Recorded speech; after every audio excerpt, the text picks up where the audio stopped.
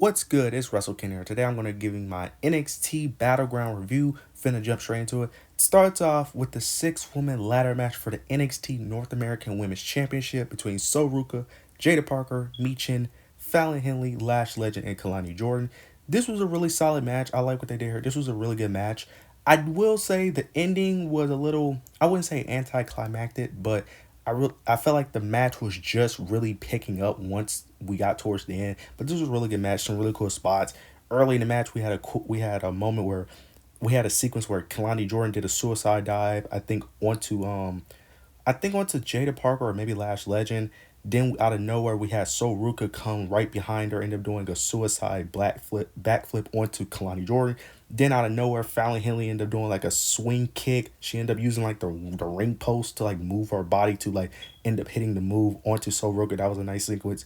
We had a cool moment where Jada Parker ended up hitting her signature I'm just gonna call it a hip attack, even though it's not a hip attack. But she ended up jumping off the top rope, hitting a hip attack onto Kalani Jordan, who was standing on another ladder. Yeah, she was placed on another ladder. Jada Parker ended up jumping off, hitting her finishing move onto Kalani Jordan, who was onto another ladder.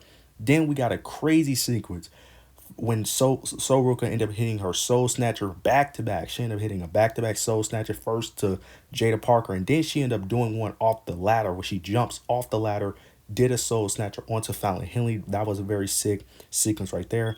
But then we get towards the end. Also, no. Before that, we also had a moment where all the women ended up teaming up against Lash Legend. It was a moment where So Ruka was trying to power bomb Lash Legend off the ladder, but she couldn't. And then So Ruka ends up escaping, ends up getting help from every other woman. All the women ended up helping So Ruka. They picked Lash Legend up, ended up tossing her outside the ring onto a ladder. That was a very cool sequence right there. That took out Lash Legend for all. Yeah, I didn't see Lash Legend, if I'm not mistaken, for the rest of the match. Yeah, I don't think she was in the match at all after she got taken out. After that ladder spot, she landed on the ladder. I think she was out for the rest of the match because I don't remember seeing her for the rest of the match. But then we get towards the end though. Kalani Jordan and Michin was fighting out. Kalani ended up getting the upper hand, ended up doing her split leg moonsault while Michin, I think, yeah, Michin was on a ladder as well. Michin was laying on a ladder. Kalani Jordan ends up doing the split leg moonsault onto the ladder that Michin was on. Goes to the top of the ladder and grabs the title and wins. This was a good match. This was a fun, good match. I thought that it could have used another 5 minutes, especially as an opening match, but this was a really good match. I was very shocked that Kalani won. I was very shocked. She was like my fifth pick to win this. I was correct though that they were going to use a babyface. I knew they was going to use a babyface, but I'm not mad at it. I'm happy that Kalani won, and I'm excited to see what they do because I will say this: out of all the women who probably needed the title the most, it probably is Kalani because I feel like every other woman like Jada, Fallon, Lash, and Soruka, I feel like all of them are good on their own where they don't need a title to be elevated. Where Kalani, I feel like she's missing something. I feel like she needs something to elevate her, mainly because of her character. I feel like in ring wise, she's great. She's probably one of the best in NXT. But I feel like her character still needs to develop and she needs that next step in order to really elevate her to put her to that next level. And I think the championship can do that. But it all depends on her booking and it depends on can she carry that championship? Can she elevate that championship to be prestigious? I'm very excited to see how they end up booking her.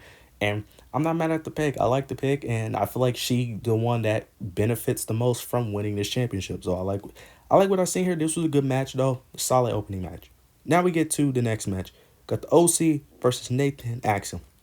This was a solid match. I'm not gonna speak too much on this match. This match I thought was good.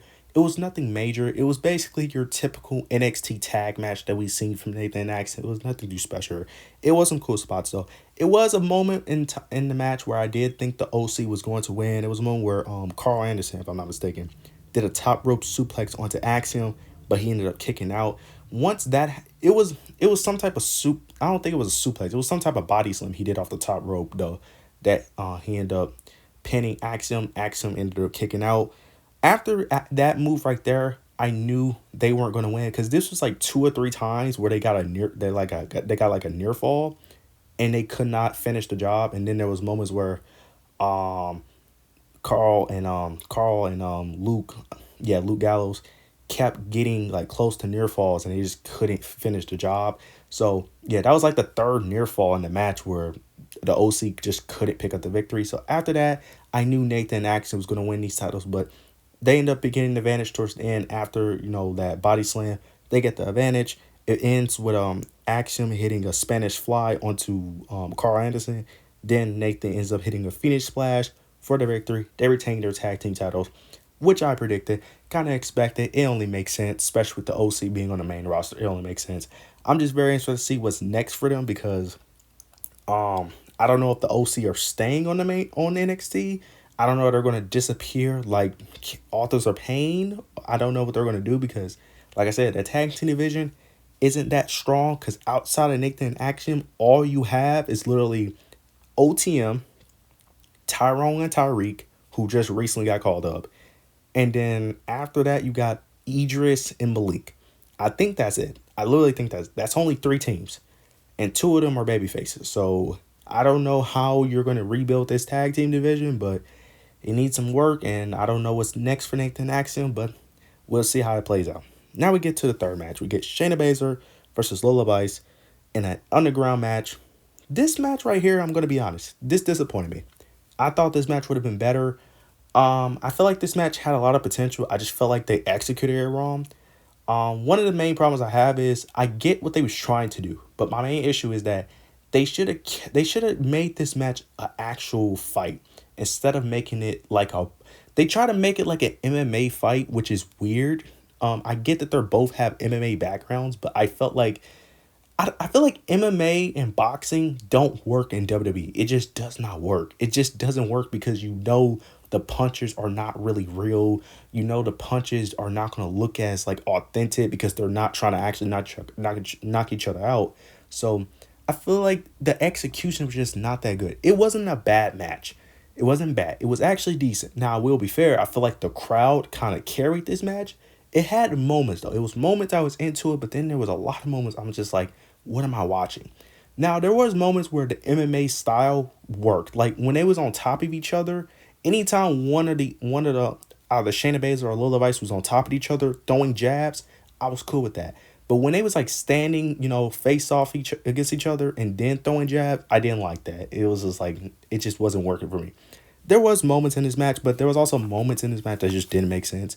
But it started off with Shayna getting dominating early, being the veteran, being able to take advantage of the younger talent. But then we get a moment towards the outside where Shayna Baszler ends up doing a running knee, but she ends up hitting her knee on the announce table. Lola Vice ends up avoiding it, and that was basically the story of the match. Shayna Baszler is injured. They kept playing up Shayna Baszler's injury, kept on playing up her messed up knee. I kind of knew that they was going to do this mainly because they wasn't going to have Shayna Baszler lose cleanly here. They have to protect her in some way. They did the same thing with Natalya as well, so I'm like, if you're going to protect Natalya, you got to protect Shayna Baszler. So they end up playing this story for the whole match. Lola Vice kept on attacking the knee throughout the whole entire match. But we get towards the end, though, where Shayna Baszler ends up trying to do a running knee. Lola Vice ends up reversing it, ends up doing a spinning elbow.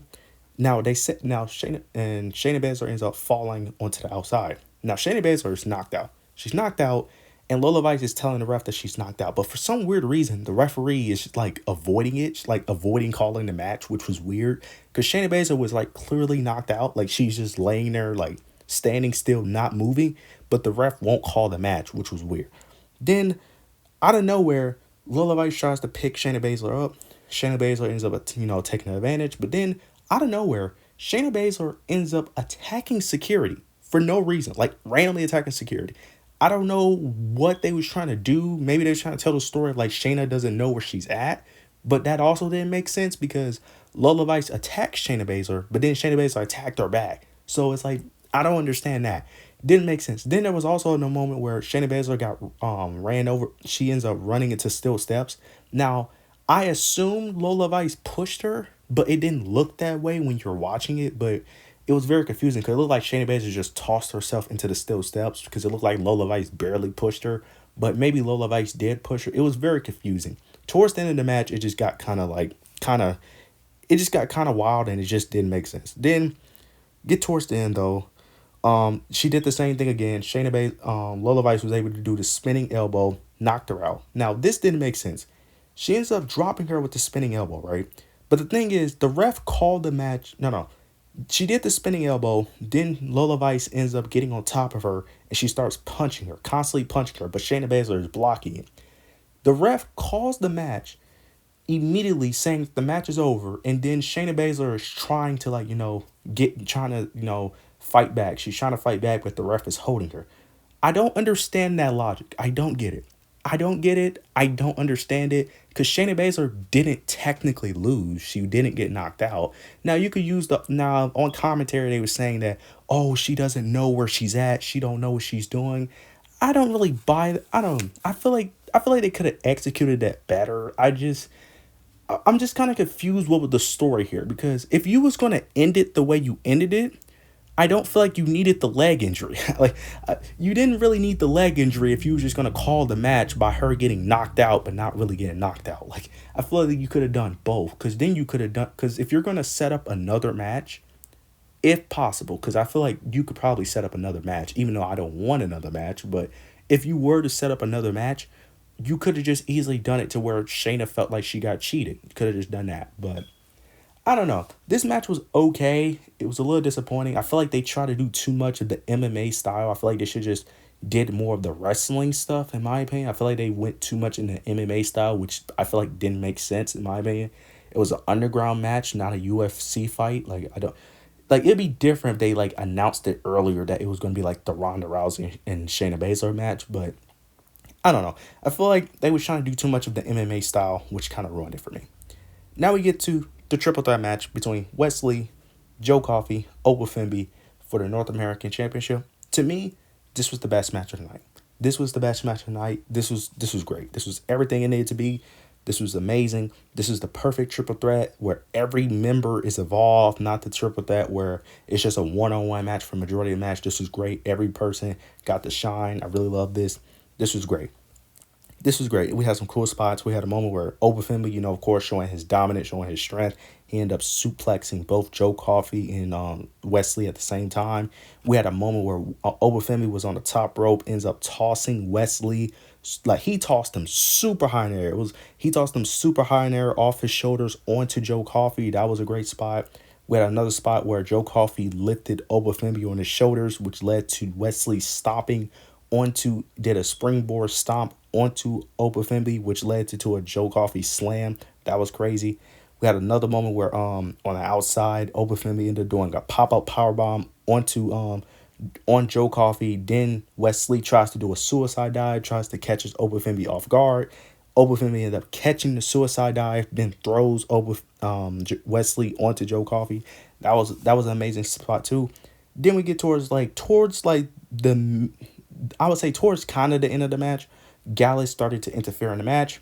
They ended up taking out Obafemi. Now, when Gallus interfered and took out Obafemi, I was kind of worried because I was like, oh, no, they're not going to actually pull the trigger and put the title on Joe Coffey. I was like, please, no.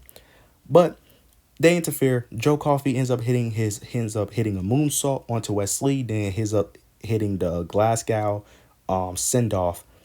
Tries to go for the pin. Wesley ends up kicking out. Obafemi ends up recovering. He takes out Gallus. Wesley ends up doing the cardiac kick onto he ends up hitting the cardiac kick onto Joe Coffey. Gallus ends up he ends up hitting the cardiac kick onto Joe Coffey. Goes for the pin. Tries to go for the pin. The ref is about to count 3, but Gallus ends up pulling the referee out of the ring, making sure Wesley doesn't win. Wesley realized that he needs to take out Gallus, so he ends up doing a suicide dive onto Gallus. But that allows Obafemi to end up recovering, ends up taking advantage of it, ends up hitting, I don't know what type of slam he did, but basically he ends up picking him up and ends up tossing Joe Coffey like across the ring. Wesley tries to come in, but he ends up getting the same treatment, picks him up, tosses him across the ring. Then he ends up finishing the match with a pop-up powerbomb on Joe Coffey. Obafemi retains the North American Championship. This was a great match. I love this match. This was great. It was chaotic. I really love what they did here. Love Gallus' involvement here. It was a moment where I thought Joe Coffey possibly could have won, but it only made sense for Obafemi who was going to win. Obafemi is not losing anytime soon. This was a great match. I really love what they did here. Now, we get Jordan Grace versus Roxanne Perez for the NXT Championship match. This match was really good. This match was great. This match you can argue was the best match of the night. I have this match and the triple threat match kind of on the same level. I go back and forth, but this was also a great match.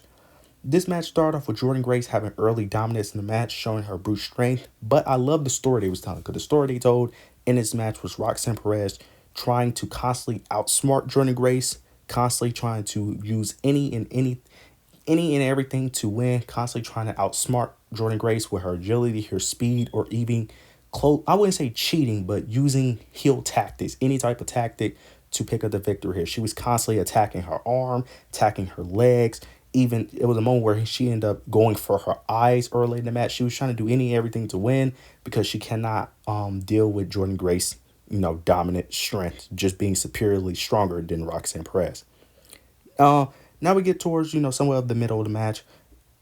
Jordan Grace was actually really good in this match. She was really good. Love what Jordan Grace did. She had some really cool spots. There was one moment where she ended up doing I think they called it like an inside out power bomb. She ended up doing like an inside out power bomb off the top rope. That was crazy.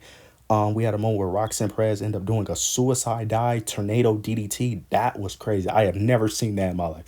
Never seen because typically when people just do a suicide dive, they just do a regular suicide dive. She ended up doing a suicide dive tornado DDT. That was crazy. Then after that, she ended up doing a crazy springboard moonsault. That was wild. But then we get a sequence where Roxanne Perez tries to do her pop rocks finisher, but end up getting reversed into like a slam. I don't know what the slam was, but Jordan Grace ended up catching the pop rocks as she was doing it, and she was just holding her, and then she ended up just dropping her on her back.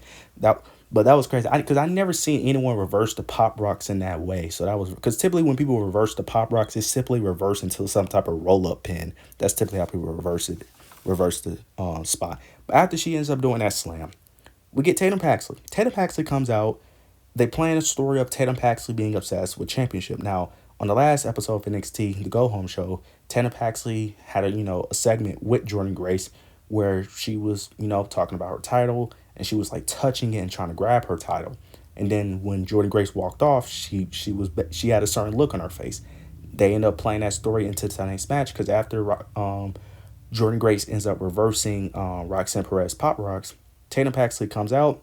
She looks at the NXT title, but then she looks at the TNA Knockout title, takes the title, runs off with it. Now, someone came out to stop Tatum Paxley trying to take the title. Now, I don't know who it was. They said on commentary, but I don't remember her name. They're fighting over the title. Jordan Grace runs out, ends up knocking them both out. So I'm assuming it wasn't a friend of Jordan Grace because she ends up knocking the person that was trying to stop Tatum Paxley out as well. Knocks them both out, gets back in the ring. Jordan Grace tries to hit the juggernaut. I think that's what they called it. I think she was trying to hit her finishing move. Not Tatum Paxley. Roxanne Perez was able to reverse the move into a cutter. Then ends up going for then she ends up hitting the pop rocks. Roxanne Perez ends up retaining her NXT championship match. I love what they did here. This was a great way to protect Jordan Grace. She was constantly attacking her injured arm, and they had Tatum Paxley interfere in the match. Only made sense. We knew something like this was going to happen. They wasn't going to have Jordan Grace win cleanly here. They had to find a way to protect her. It only makes sense to her. Now, I will say this though. I like Tatum Paxley involvement with her being obsessed with championships, but I'm just saying, if she's going to be obsessed with championships, why? Now, I sound like a broken record because this is like the 1,000th time I've said this. She needs to be going after the NXT championship. I'm just saying. You can't have her have that whole storyline with Lyra Valkyria, and the reason why she was obsessed with Lyra was because she had the NXT championship. But the moment Roxanne gets it, all of a sudden that obsession is over. I don't get it. Just saying. Come on. That to me that doesn't make sense, but I like the story they played here. I like the story they told here. This was also a really good match. Now we get to the main event. Trick Williams versus Ethan Page for the NXT Championship match. This might be I'm not going to talk too long about this. Well, actually, I'm going to talk a bit about this match. This match, I'm going to be honest, it was disappointing. It wasn't a bad match by any means. I just felt like, for one, this match should have been longer. This match kind of had the same issue that the ladder match had, where it kind of ended anticlimactic. Because right when the match started to pick up, it ended. I feel like Ethan Page was the best part of this match, if I'm being honest. He did really well, but I feel like he could have done more. And Trick Williams could have also done more too. It started off early with Ethan Page dominating early, but Trick eventually ends up getting his comeback, does his signature moves with his kicks, end up hitting the flapjack. Uh we got a cool sequence where Trick Williams end up jumping off the steel steps into the barricade onto Ethan Page. Uh, we also got a cool spot where Ethan Page ended up body slamming Trick Williams onto the announce table, breaking the table. Um, this was a decent match, but the problem was it felt a little rushed. I'm gonna be honest, because the match ended abruptly. Because after he ended up body slamming Trick Williams onto the announce table, he ended up doing a razor's edge onto Trick Williams inside the ring. Goes for the pin. Trick Williams kicks out. He gets frustrated and constantly attacks Trick Williams into the corner. Now he's attacking him. Now the referee is constantly pulling him, telling him that you got to stop, you know what I'm saying? Because I don't know why that's a rule in wrestling where if you have someone in the corner, you can't keep attacking him.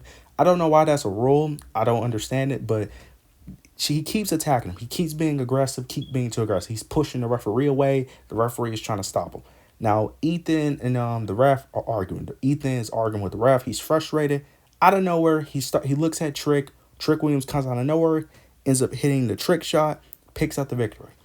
I get why they went with this ending, but the problem is this match ended too quickly because from my point of view, this might have been I wouldn't say the shortest match because this match did go on for a bit, but it was one of the shorter matches in my opinion. It felt like one of the shorter matches because I felt like this match went like I think this match probably was the second shortest match in my opinion. The only match I feel like was probably shorter was probably it might have been Nathan. It might be the tag team match, but this match didn't feel that. This match should have went longer in my opinion, especially for a main event. It should have went longer. It started to really cook. Like it was starting to cook. It started to actually build up, and then you just end it with one trick shot, which I'm not mad at, but I feel like they could have executed better. I get what they was trying to do, but I feel like it should have went longer. And then Ethan Page getting distracted by the ref. I don't know. I feel like I know why they did it. They wanted to protect Ethan Page, but it felt just anticlimactic. But of course, Trick Williams is going to retain. I'm just interested to see how this goes because with Noam Dar coming back eventually, I wonder how that's going to play out because Ethan Page was the one that attacked Noam Dar. So I don't know, are they going to feud? Because if they end up feuding, I don't know how that works because the only way I feel like that will work is if you make it a triple threat match. If you make it between Noam Dar, Ethan, and Trick Williams. But overall, the show was good. This was a good show. I will say I'm a bit disappointed in this show. Now, to be fair, I kind of overhyped it because I thought, it being in the UFC Apex, I thought, I kind of overhyped it a bit. But to be fair, I feel like all of us had those high expectations. This was still a good pay-per-view in my opinion. The only thing that kind of messed it up was really just the main event. It was really the main event. The Shayna Baszler and Levi's match, gonna be honest, it was disappointing, but to be fair, I had a feeling it was gonna be disappointing because Shayna Baszler, in my opinion, she's decent in the ring, but nothing special. But same thing with Lola Vice. So I was like, that could kind of go either way. This match though, Ethan Page and Trick Williams, I feel like could have been a lot better because the in ring work wasn't bad. I just felt like they just needed more time. That was my only issue. But yeah, this was a solid pay-per-view overall.